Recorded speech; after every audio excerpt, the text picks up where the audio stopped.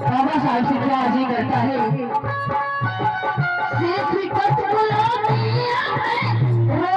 हिंदुस्तान हो गुलामिया में रोहे हिंदुस्तान हो।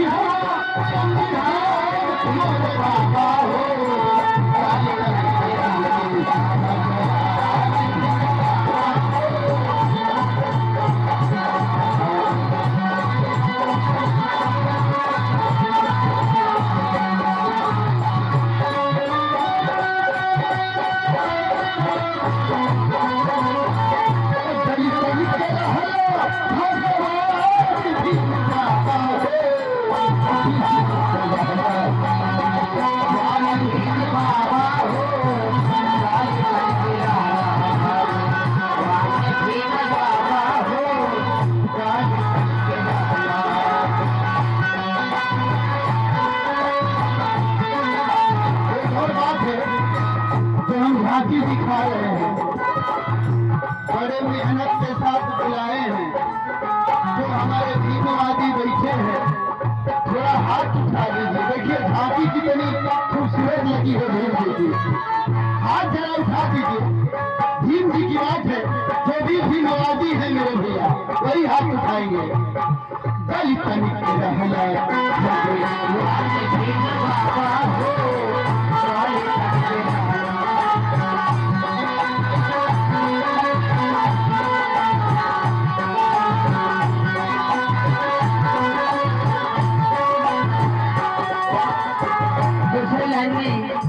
भक्त बाबा साहब से क्या कहता है। गुलामिया में रहे हिंदुस्तान हो। गुलामिया में रहे हिंदुस्तान हो। गुलामिया में रहे हिंदुस्तान हो। गुलामिया में रहे हिंदुस्तान हो। आके बचो बाबा लिखी संविधान हो। आके बचो बाबा लिखी संविधान हो। आके बचो बाबा लिखी संविधान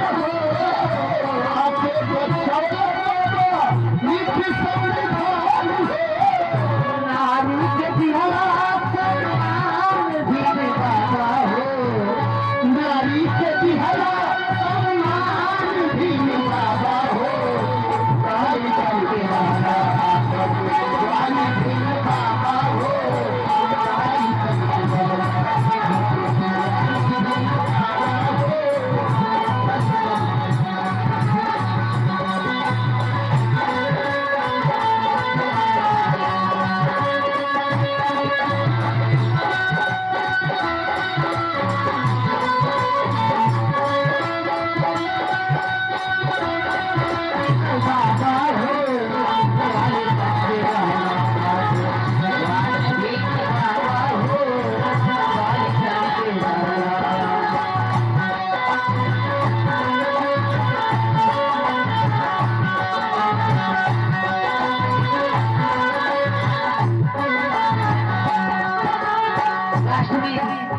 भक्त अपना परिचय देते हुए बाबा साहब से क्या कहता है। राजनाथ बाबा तो हरे पुजारी। राजनाथ बाबा तो हरे पुजारी। राजनाथ बाबा तो हरे पुजारी।